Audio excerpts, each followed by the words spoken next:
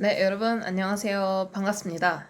이번 시간은 한 발짝 미술 작품에 다가서기 그 세 번째 시간입니다. 지난 시간에 배웠던 내용을 먼저 한번 생각을 해볼까요? 네, 지난 시간에는 작품 비평 4단계를 배웠었죠. 마음 열기, 자세히 보기, 작가의 마음 헤아리기, 생각하고 판단하기. 이렇게 4단계의 작품 비평 단계를 그때도 복습을 했었고요. 그리고 이 작품 비평 단계를 바탕으로 해서 작가의 작품을 감상하고 작가에게 직접 편지를 쓰는 활동까지 해보았습니다. 이번 시간에는요, 미술관, 박물관에서의 감상 태도를 알고 다양한 미술 작품을 감상해 보도록 하겠습니다. 그러면 궁금증이 하나 생길 것 같아요. 미술관이랑 박물관이랑 어떤 차이가 있을까요? 여러분은 어떻게 생각하십니까? 어떤 차이가 있을 것 같아요?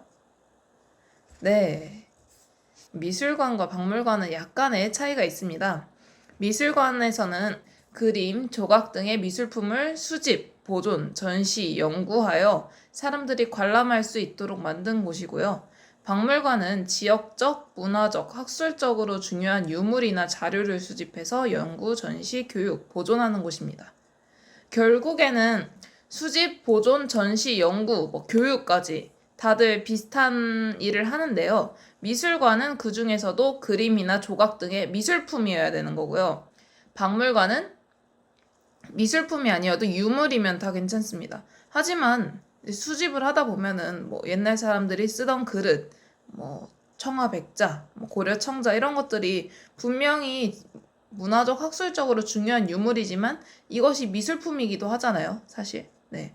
그리고 미술관에서도 작품을 수집을 해요. 수집을 하다 보니까 조선시대에 작가의 그림을 수집하게 되었어요.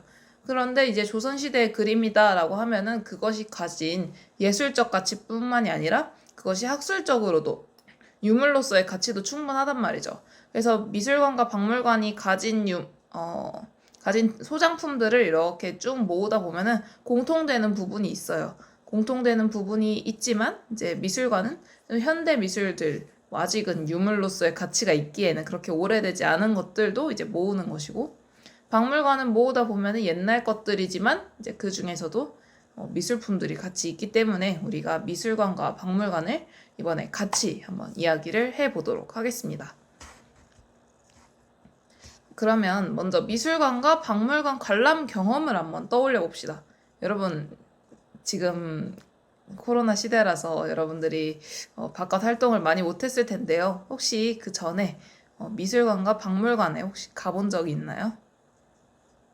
가봤다면 어떤 작품이 인상 깊었는지, 작품의 이름을 정확히 말할 수는 없겠지만 그래도 봤던 것 중에 이거는 되게 괜찮았는데 라고 생각했던 것들이 있을 거예요.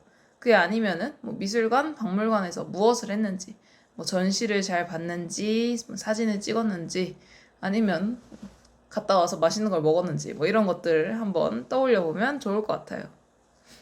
미술관, 박물관의 이제 관람 예절을 한번 다시 알아보겠습니다. 여러분들이 이미 사실 잘 알고 있겠지만 복습하는 차원으로 한번 더 알아보도록 해요. 먼저 첫 번째, 관람하는 사람의 앞으로 지나가지 않아요. 이제 이 사람이 너무 오래 보고 있어서 지나가야겠다라는 생각이 들면은 이렇게 뒤로 지나가면은 작품을 보는데 방해가 되지 않겠죠. 그리고 두 번째, 사진 촬영은 허용된 곳에서만 합니다.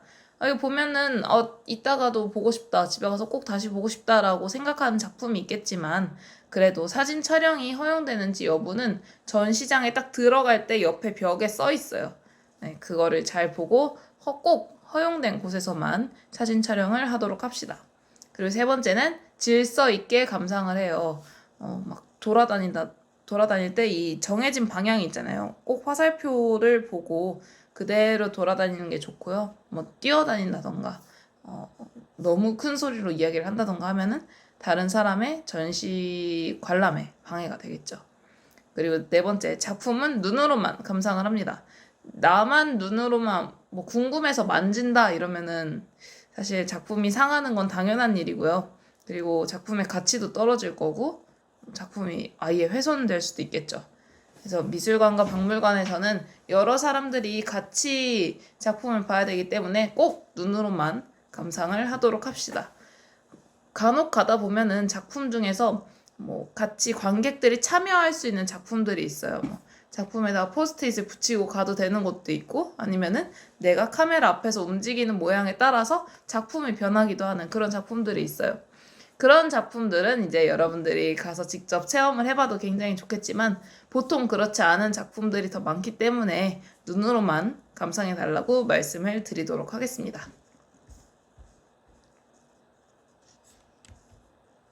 네, 그리고 작품을 감상하는 법에 대해서도 이야기를 합시다. 작품을 감상할 때는 막 가면서 그냥 쭉 보는 게 아니라 좀 작품을 하나하나를 자세히 들여다보는 게 좋습니다.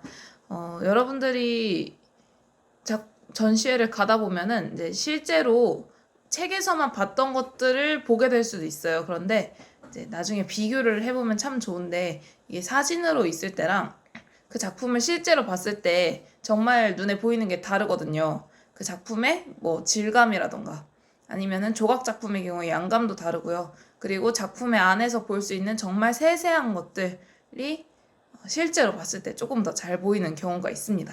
그런 것들을 한번 자세히 살펴보는 것도 좋고요. 그리고 작품을 감상하며 느낀 점도 있고 궁금한 점도 있을 텐데, 이거를 집에 가서 적어놔야지 라고 생각을 하고 집에 가면은 또 까먹기도 해요. 그래서 그때 느낀 점이나 궁금한 점이 생긴다면 메모를 하면서 감상하는 것도 굉장히 좋겠습니다. 네, 미술관, 박물관에 체험 장소도 있어요. 그냥 전시만 보고 나가는 것도 있지만, 이제 그 관련된 유물들 아니면 작품들을 직접 뭐 퍼즐을 맞춰본다던가 관련된 활동을 하는 식으로 체험을 할 수 있는 곳도 있고요. 그리고 많은 전시회 아니면 미술관, 박물관에서 사진 촬영 장소도 있어요. 포토존이라고 하죠. 그런 곳에서 사진을 찍고 나면은 나중에 봤을 때, 아, 여기서 이런 전시를 봤었는데 하는 식으로 전시장 방문을 기념할 수 있고 또 기억할 수 있게 되는 계기가 될 것 같습니다. 요새는 사이버 박물관이나 사이버 미술관을 많이 이용을 하게 되는 것 같습니다. 왜냐하면 미술관을 가는 것 자체가 쉽지 않은 때이기 때문에 사이버 미술관과 사이버 박물관을 많이 이용할 수 있는데요. 직접 미술관, 박물관을 관람하지 못할 때는 이렇게 누리집을 이용해서 관람하는 것도 좋겠습니다. 선생님이 두 가지를 준비를 했는데요. 처음 것은 국립현대미술관입니다. 국립현대미술관 홈페이지에 딱 들어가서 온라인 미술관을 이렇게 클릭을 하면은 주제별로 영상도 볼 수 있고요. 그리고 소장품을 검색할 수도 있어요. 그래서 어떤 작품이 있는지 볼 수 있고, 그리고 요새 박물관들은 굉장히 잘 돼 있는 게 유물 사진이 굉장히 해상도가 품질이 좋습니다. 그래서 확대를 하면은 사실 어쩌면 직접 가서 보는 것보다 더 크게 작품을 볼 수 있기도 하는 그런 장점이 있는데요. 선생님이 지금 여기 프레젠테이션에서 준비한 거는 이게 주제별로 영상이 많이 되어 있어요. 그래서 어린이도 있고, 선생님 저는 이제 어린이는 이제 안 봐도 되겠습니다 하는 사람들은 청소년을 위한 영상도 있으니까 이런 영상들을 한번 보면은 작품을 그냥 보는 것보다 좀 더 깊이 있게 작품을 이해할 수 있거든요. 그래서 한번 꼭 들어가 보셨으면 좋겠습니다. 그리고 두 번째로 소개할 곳은 이제 국립현대미술관이랑 이름이 좀 비슷하지만 국립중앙박물관이에요. 아까는 미술관이었고 여기는 박물관이죠. 국립중앙박물관은 사실 굉장히 커서 여러분들이 여기를 나 하루 만에 볼 거야 하고 막 뛰어다니지 않는 이상 하루 만에 여기를 꼼꼼히 다 보는 게 불가능할 정도로 굉장히 규모가 큰 박물관입니다. 근데 이 박물관에 홈페이지에 누리집에 들어가면은 이 뮤지엄이라는 곳이 있는데요. 여러 곳의 유물들을 검색해서 한눈에 볼 수 있고, 마찬가지로 사진을 굉장히 크게 확대해서 볼 수 있는 사진들이 많아요. 그래서 도자기의 경우에는 가까이 가서 보면 봐도 잘 안 보이는 그런 실금 같은 것들도 굉장히 잘 보이고요. 재밌는 것은 오늘 제일 인기 있는 유물 뭐 이런 식으로 순위가 있어요. 그래서 사람들이 제일 많이 본 유물이 무엇일까? 네, 궁금해 할 수도 있고 그거를 직접 찾아볼 수도 있습니다. 그리고 선생님이 조사를 하면서 새로 알게 된 건데 국립중앙박물관 어린이박물관이라고 해서 게임 속에서 박물관을 한번 구경을 할 수 있는 것도 이렇게 서비스를 하고 있더라고요. 아무래도 이제 사람들이 많이 못 오니까, 특히 어린이 여러분들이 많이 못 가니까 박물관에서 어떻게 하면은 어린이 여러분들께 박물관의 유물들을 소개할 수 있을까, 뭐 작품들을 소개할 수 있을까 생각을 하다가 이런 서비스를 만든 것 같아요. 홈페이지에 가면은 자세한 내용 확인할 수 있으니까 궁금하시면 한번 확인을 해보시는 것도 좋을 것 같습니다. 그리고 작품을 그냥 보는 것보다 보고 나서 이제 같이 본 사람들과 이야기를 하는 것도 되게 굉장한 도움이 되거든요. 새롭게 알게 된 점을 이야기합니다. 네. 미술관, 박물관을 체험하고 새롭게 알게 된 점, 뭐 작품의 느낌 이런 것들을 이야기를 하면은 혼자 보는 것보다 기억에도 더 오래 남고, 그리고 내 생각뿐만 아니라 다른 사람의 생각도 같이 들으면서 생각을 더 깊게 할 수 있기 때문에 혼자 보는 거 말고 같이 이야기하는 거 추천합니다. 그리고 새롭게 알게 된 점을 표현할 수도 있겠죠. 우리가 그동안 배웠던 것처럼 뭐 비평문을 쓸 수도 있고 작가에게 편지를 쓸 수도 있습니다. 그리고 뭐 많은 전시회에서는 교육 프로그램도 같이 운영을 하고 있어요. 그런데 참여를 하면은 작품에 대한 설명을 더 자세히 들을 수도 있고, 그리고 그 작품과 관련된 활동을 해보면서 또 여러 가지 점들, 새롭게 알게 된 점들을 표현을 해볼 수도 있겠습니다. 그리고 모형을 만들거나 관람 지도를 만들 수도 있는데요.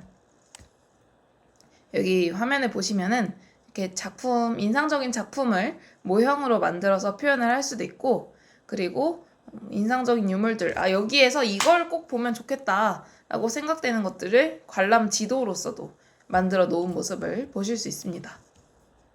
그리고 갔다 오면은 그렇게 뭐 팜플렛, 브로슈어, 뭐 리플렛 이런 것들을 주잖아요. 안내물들을 주는데 그런 거나 뭐 티켓 아니면 뭐 프린트한 내용들을 모아서 전시회를 소개하는 이런 책자 같은 것도 만들 수 있겠습니다. 그래서 이번 시간에 여러분들이 해볼 활동은요, 사이버 미술관과 박물관을 관람해 보는 겁니다. 국립중앙박물관이나 국립현대미술관 등의 홈페이지에 들어가서 작품들을 한번 직접 관람해 보세요. 네, 여러분 1년 동안 미술 하느라 같이 고생 많았고요. 선생님과는 오늘 여기서 마무리하도록 하겠습니다. 다음에 만나요. 안녕.